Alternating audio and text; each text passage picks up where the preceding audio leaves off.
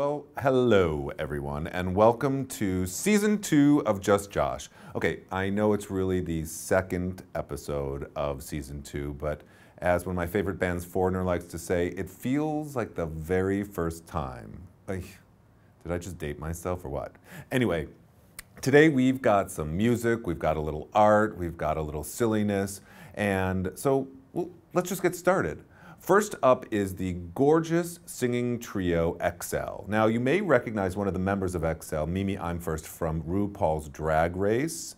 But she is a member of this trio, and they stopped by the studio to talk about their new single and, of course, their super viral video, Party Girl, which is amazing. So here are the ladies of Xelle.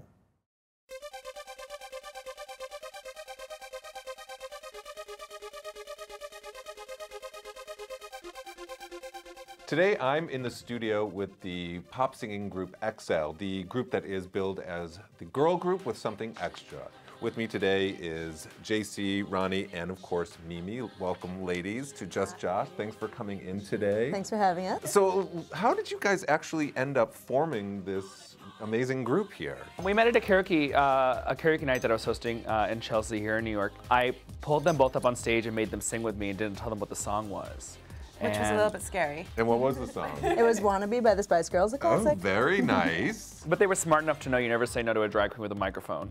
And they got up on stage, and it was just like one of those magical moments where we started harmonizing, and it just was like right place, right time kind of thing. Do you guys get together and listen to music and sort of figure out like where your tastes overlap and stuff? Definitely. We listen to music every time we're driving to gigs, every time we're warming up in the dance studio. We love, you know, all the current pop of today and all the great classics of yesteryear. How do you actually come about like writing the songs? Does someone actually sit with a guitar, or like what's your sort of method? It really depends on the song.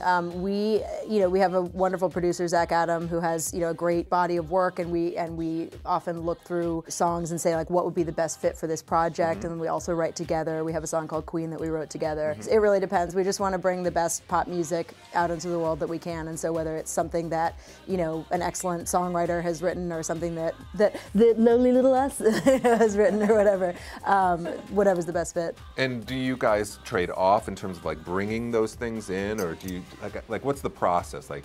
All right, we're going to have a group meeting today in the treehouse, or like, how do you even? Our group meetings are epic. They go on for hours. Oh, really? Yeah. Sometimes they start at like 8 p.m. and they'll go until 4 o'clock in the morning or 5 o'clock. We're just doing so much ourselves. Everything we do is in-house. We're recording in our own studio. We're editing the music videos in the studio. We're directing them ourselves. Everything has to be done in-house. Because I know some musicians really prefer like the recording part of the life, and others prefer the performing part of it. Do you guys have a preference, or do you like doing both? And I've been in and out of studios recording also backup and demos for people since I was in my teens, and I love that part, but there's nothing that compares to being on stage when you feel that crazy electricity flowing between you and the audience, and you're just so pumped and full of life. It's the best feeling in the world. I think I would die if I didn't perform. It's like it's the only thing that you can think about sometimes. One of the coolest things about it is when fans come to us and say, you really helped me through a hard day, or my kids and I dance around our living room to your music, or you've made me feel like I can feel proud of my body and my look and who I am, and because we're just doing it to have fun, really, and then these people are actually getting some real meaning out of it, Yeah, it's really just about fun. I mean, one of my favorite moments is when we first get the song, when it's completed after it's been mixed and mastered, and we get to hear it for that first time, and it's completed form, and it's kind of like, ooh, I love this new song. It's like being I'm a fan of ourselves. It's like, when's the next song coming out? We drive around to rehearsals with a stereo blasting with our song. Hey guys, what are you listening to? Me. But it's just because the songs are so fun, and it's like, and it makes me feel great. Oh, that's amazing. And what about your look, like your style? Like, do you guys sort of discuss like, oh, I think we'll do this type of thing, or is there an influence to your style as well? Boobs. Boobs. We're always just like, how do we get our boobs out there, up there? You guys do make this whole quite a thing trio I just threw on today. Yeah, this is what I wear around the house. I mean, sometimes it's certainly more coordinated. Like today, we're like, just wear black.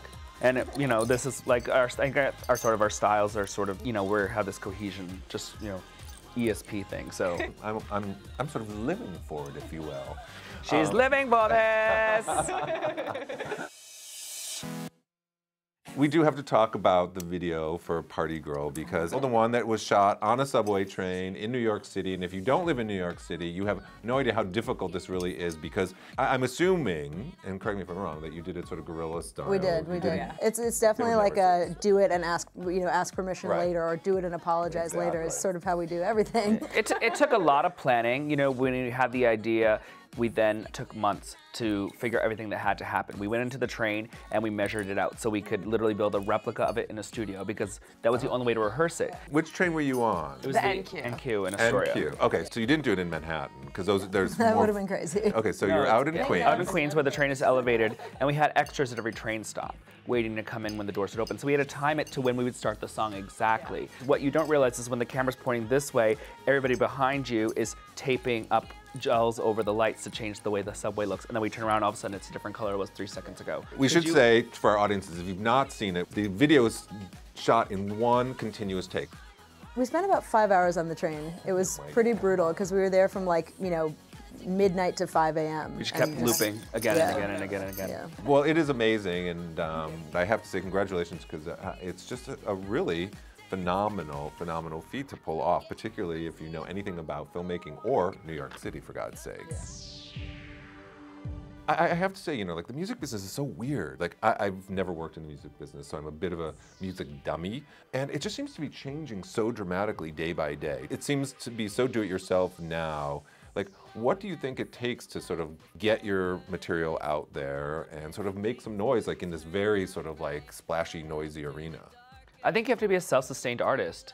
You have to do everything because the rules have changed. I don't think anybody really knows like this is exactly how you do it anymore. Right. Certainly there's some things that are formulaic, but if you are a new music artist, you have to do it yourself, everything. What is the sort of big dream for the group? We know that our music is very mainstream and would appeal to such a wide array of people. We want to reach them all, I think it's, arena tours, opening for huge people, having huge people open for us, who knows, like reality shows, movies, our own Spice World. Right, of course. It isn't often that you see like the biological girl with the drag queen. Right. And have you found people supportive of the idea, or like are people like, forget it?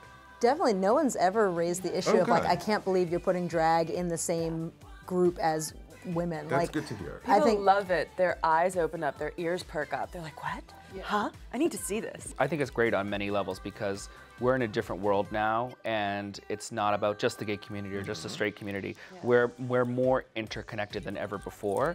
And on top of that, to the gay audiences who are used to just seeing a drag queen, whether it's lip syncing somebody's song or even drag queens who have original music, at the end of the day, they still want to hear the fierce girls belt it out. And I'm with you. And queens and a lot of drag queens just can't do that, So it's like you're giving a lot of what people love. So where can people find you and follow you and stalk you if they want to? There's an alley down by 18th Street now. Exactly. They can find us at xellemusic.com. Yes. And on Twitter as Xelle Music. All right. And what about live performances? Like, where should we, like, is it best to go to the site? There's an alley down on 8th Street.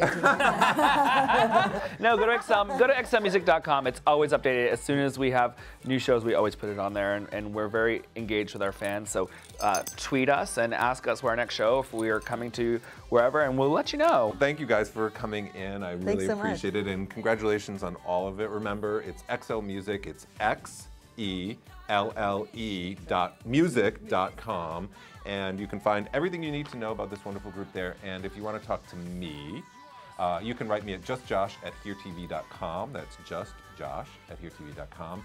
And as always, thank you for tuning in. Thank you for coming in, and we'll see you again next time. Bye.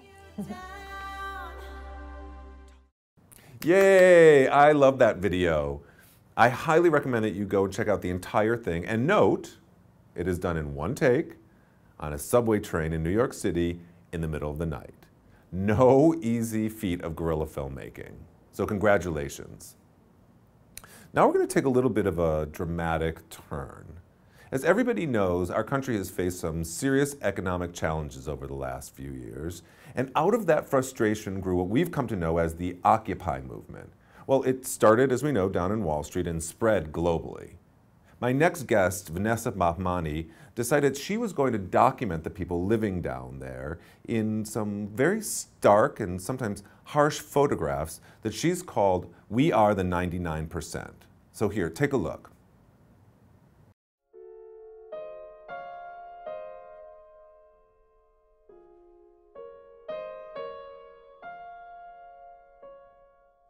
If you have not heard about the Occupy movement that is occurring around the world, then you are positively living under a rock.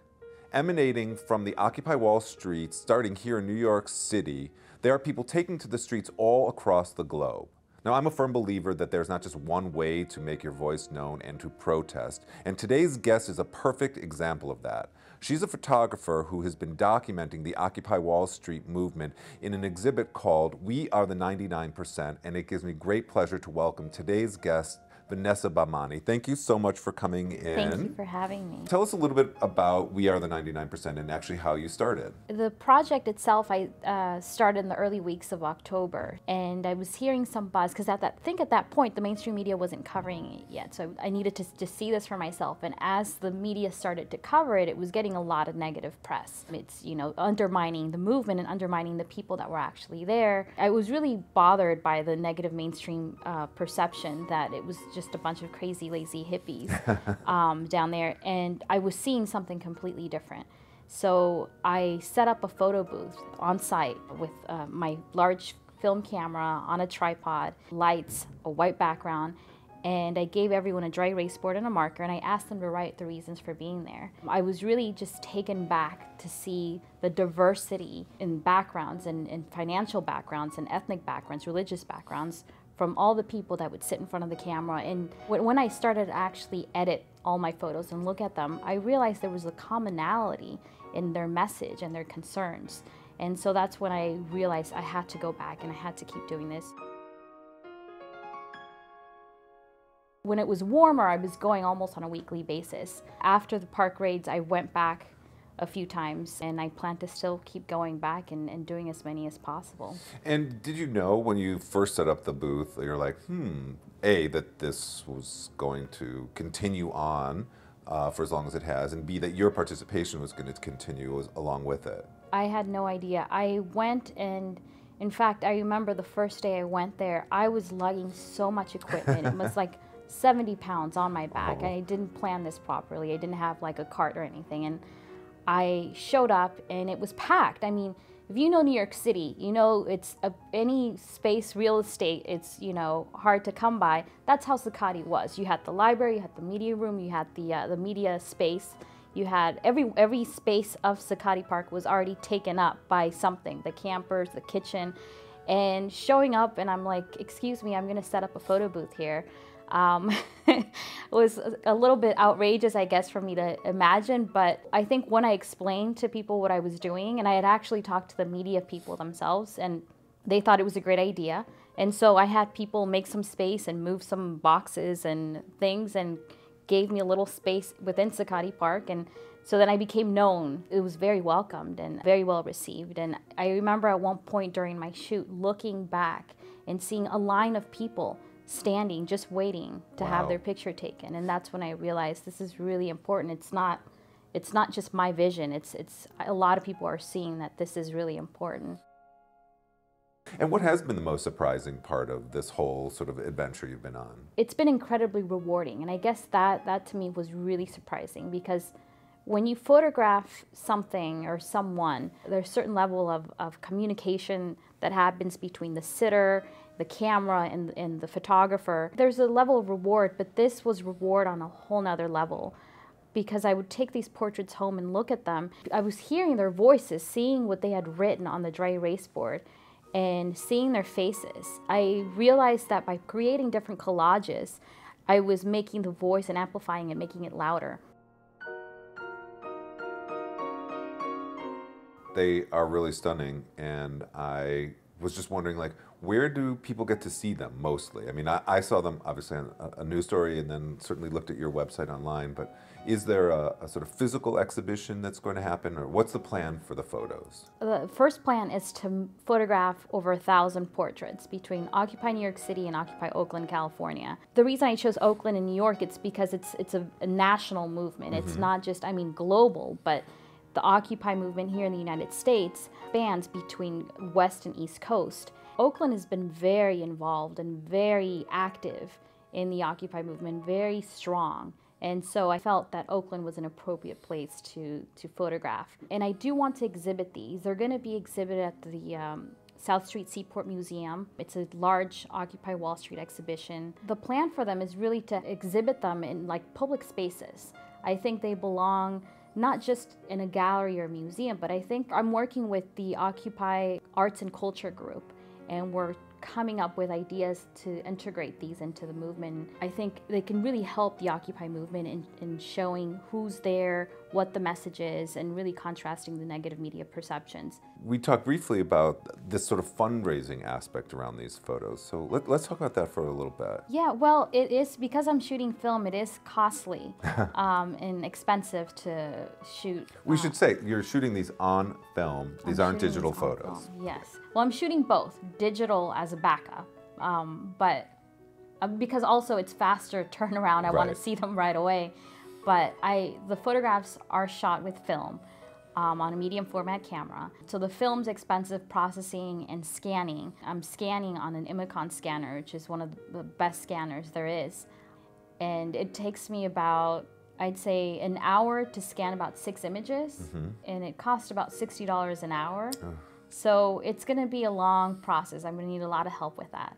But I started to fundraise so that I can keep doing this. So I've got a fundraiser going online, the link which is found on my website. People can donate, and I've got really cool rewards that I can give people: signed prints, limited edition prints, postcards. The images right now are not for sale. I know that if I do sell them, I do want some of the profits to go back into the Occupy Wall Street fund, because my work depends on people being at these various occupations. I want to be able to give back. So at the moment, they're not for sale. If they do become for sale, available, You'll let me know first, right? I'll let you know first. They're so beautiful, and I actually have somebody in mind who I want to give one to, so you let me know. Well, I can't tell you how amazed I am by the whole thing, and you have to make sure that we know exactly where you are and keep us updated on all the fundraising efforts, and we'll push it as much as we can and support it as best we can as well. And thank you so much for coming in and telling us all about it. And I want to thank you for tuning in. It's Vanessa Bahmani, BAHMANI.com. That's correct. And check it out. You can see the photos, and you can see all sorts of her work, and also the fundraising efforts around the work as well. And Vanessa, thank you so much for coming in. Thank you very much. We'll talk to you again soon.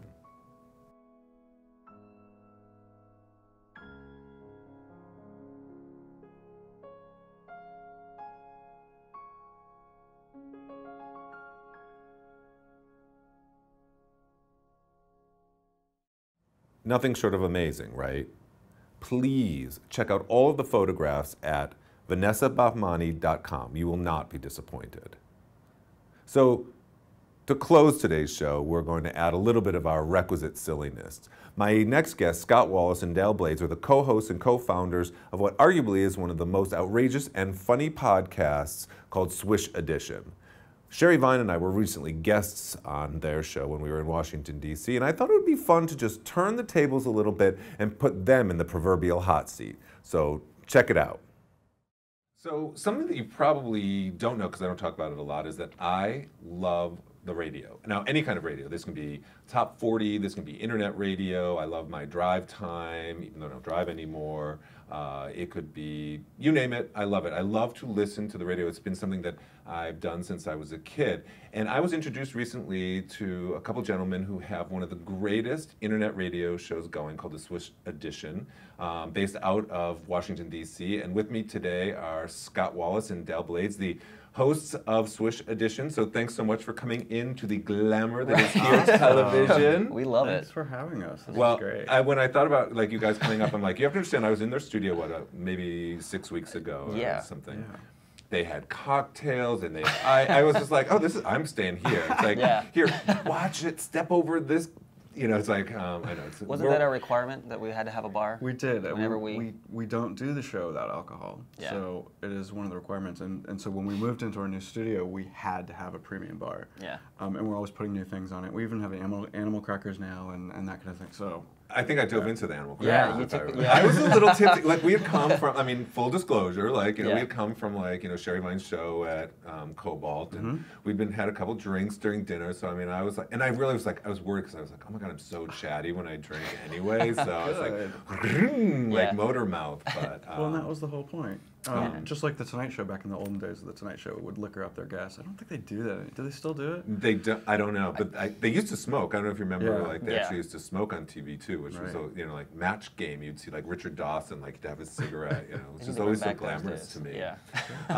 But let's talk about Swish Edition. Like, how did you guys end up with this show? It was kind of an accident.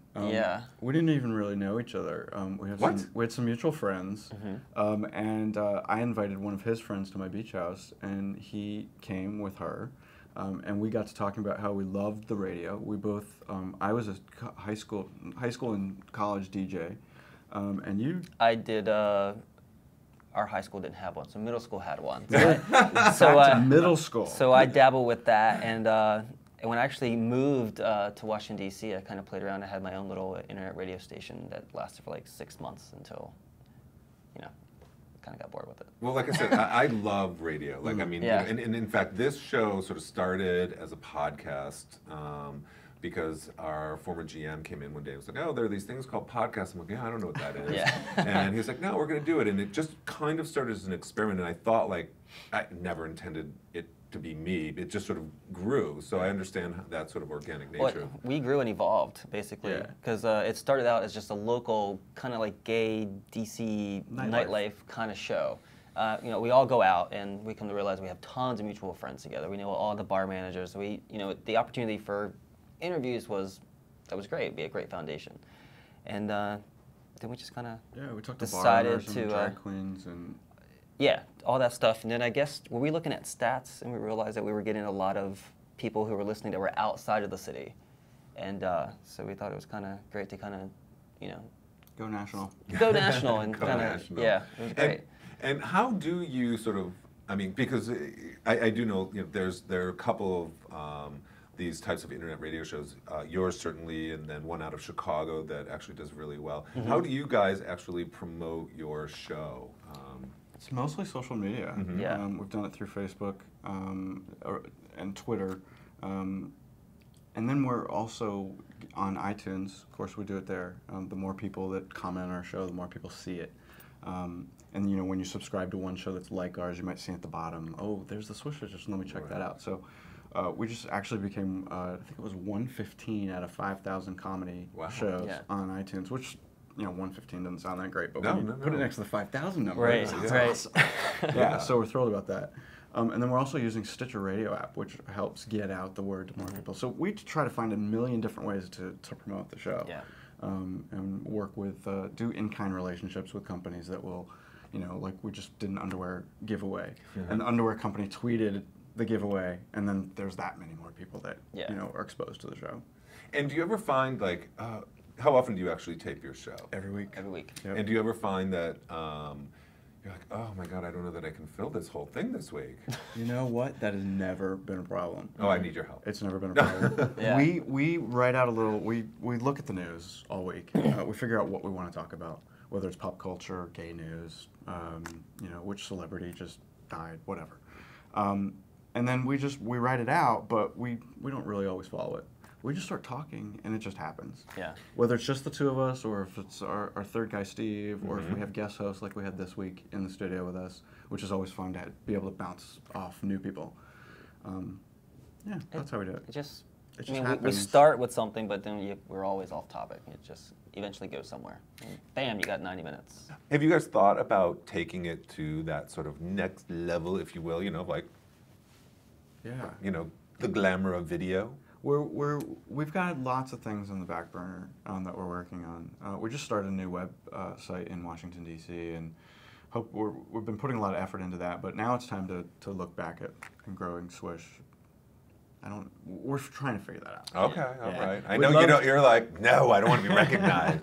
But you could be the sort of mystery host. But I still think there's a lot of room for Swish to grow as an audio program as it is. I mean, there's satellite radio. There's still internet radio, and I have a serious theory about internet radio. I think it's going to become more mainstream. As the internet is just basically just going to be everywhere. Right. And once they put that in cars, you're going to see internet radio just skyrocket. Right. That's going to be huge. Yeah. Right. So that's where I would like to see it go. Yeah. But I want to continue to do the radio show, but I would like to do something on TV. I think we could have more fun with it. Yeah. Yeah. Especially with interviews. And what about like the sort of immediate future? What's up with you guys? You're here in New York. Yeah. We are here in New York. We are here for a conference. Well, like you said, we just, we do, together we own a media company, which, Swish falls under that umbrella, but we also launched a new one, which is scenepass.com, which is a new thing. And surprisingly or not, underserved. if, say for instance, you were going to take a trip to LA, where would you go? You're looking for some gay nightlife, where would you go? You turn to the internet. And we found that a lot of the major cities just don't have a source to go and get it. Nothing exists. Nothing really exists. One-stop shopping. Right. Yeah. So we've launched that for Washington, D.C., and we're going to kind of hold steady there. And if it's something that works, and so far. And if you search in iTunes Swish Edition, you can find you. Pop right to us. Okay, great. Yeah. And if you do gay podcasts, we're up there too. Oh, you're gay. Yeah. It's a little gay show. Yeah. Great. All right. But you know what? We have straight listeners too. So of course. It's all about the assimilation. Yeah. Come on, straight people. Come on, listen to our show. Well, thank you guys for stopping by. Thanks for having us. And we'll come and visit you again in DC for Yes. sure. And you guys, anytime you're up here, we could go do something fun, and the three of us can go sort of do segments for both of our shows. That'd be great.